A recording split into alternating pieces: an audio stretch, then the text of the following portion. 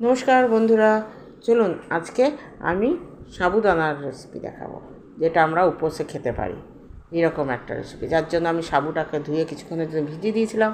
তারপরে দেখুন আমি কিছুটা আলু ছোটো ছোটো ডুমো ডুমো করে কেটে নিয়েছি ছোটো করে।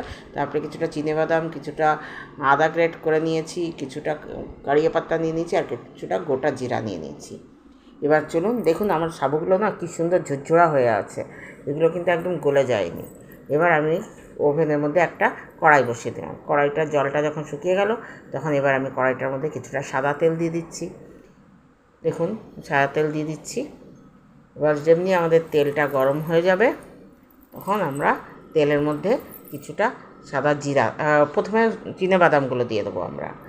চিনেবাদামগুলো দিয়ে আর তারপরে সেগুলোকে আগে ভেজে নেবো লাল লাল করে।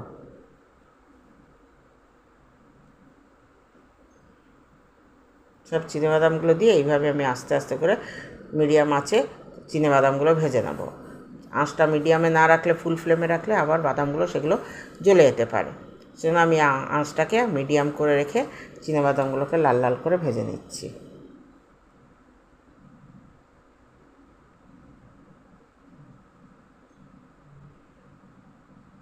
এখন এইভাবে সব চিনেবাদামগুলোকে আমি আস্তে আস্তে করে লাল লাল করে ভেজে উঠাচ্ছি।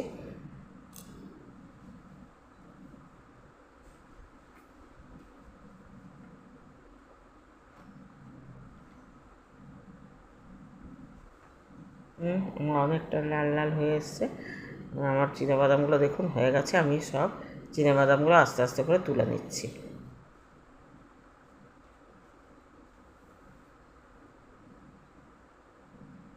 এবার দেখুন চিনেবাদামগুলো সব উঠিয়ে নিয়েছি।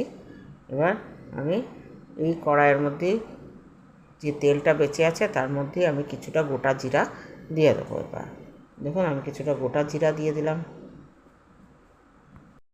গোটা জিরা দিয়ে দিলাম। দেখুন গোটা জিরাটা যখন একটু লাল লাল হয়ে যাবে, তখন আমরা কেটে রাখা আলুগুলো দিয়ে দিচ্ছি এতে। আলুগুলো দিয়ে দিলাম। এবার আমরা আলুগুলোকে আস্তে আস্তে করে ফ্রাই করে নেব। কিছুক্ষণ ফ্রাই করে এবার আমি এর মধ্যে নুন আর হলুদ দিয়ে দেবো। দিয়ে আমি আলুগুলোকে বেশ লাল লাল করে ভেজে নেব। এটাও মিডিয়ামে রেখে করতে হবে, নাহলে আলুগুলোও সেই জ্বলে যাবে, সিদ্ধ হবে না।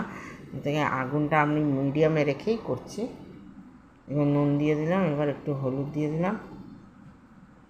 দিয়ে আমি এবার আলুগুলোকে সম্পূর্ণ ভেজে উঠিয়ে নিচ্ছি।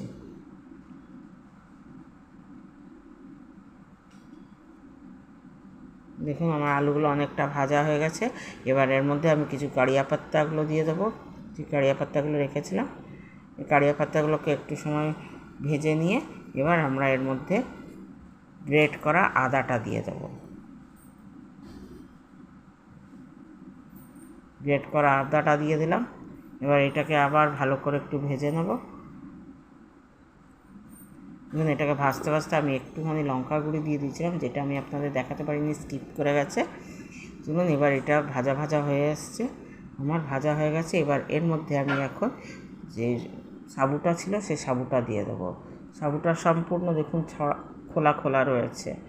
এই সাবুর মধ্যেই কিছুটা আবার বাদাম ভেজে রেখেছিলাম, সে বাদাম ভাজাটা দিয়ে দিলাম, আর কিছুটা চিনি দিয়ে দিলাম। দিয়ে এবার এটাকে সম্পূর্ণ মিলিয়ে নেব। বন্ধুরা, আপনাদের যদি আমার এই রেসিপিটা ভালো লাগে তো লাইক করবেন, কমেন্ট করবেন, শেয়ার করবেন, আর প্লিজ আমার পেজটাকে ফলো করে দেবেন। দেখুন আমার এটা ভালো করে মিশিয়ে নিয়েছি, আমার এটা বেশ ভালো করে হয়ে গেছে। আপনাদের যদি ইচ্ছা হয় তো এর মধ্যে একটুখানি লেবু চিপেও দিতে পারেন। দেখুন আমার রেসিপিটা ভালোভাবে তৈরি হয়ে গেছে।